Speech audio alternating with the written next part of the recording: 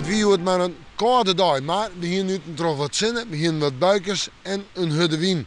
En de komende dagen, we gaan staar gewoon weer vooruit, maar waar, dat bedoel ik maar, de simmer komt de tak een beetje weer wat meer in.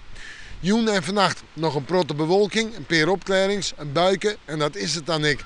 Temperaturen 9,5 graden en de wind matig en krachtig. Ja, ik denk die krachtige wind vooral in het kustgebied, maar die kan ik eerst nog wel eens even hut wijzen. Krijgt zuid zo'n uit noordwestwaai. En dan morgen.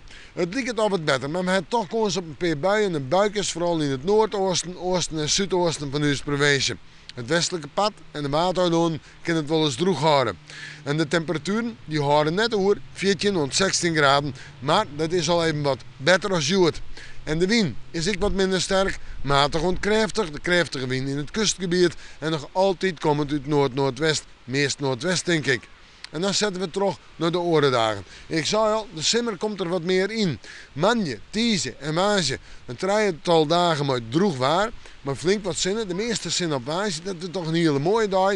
En de wind jouwt hem dus even wat del, vooral op tieze en waasje. En de temperaturen, 17 graden op manje, 18 graden op tieze, 19 graden op waasje.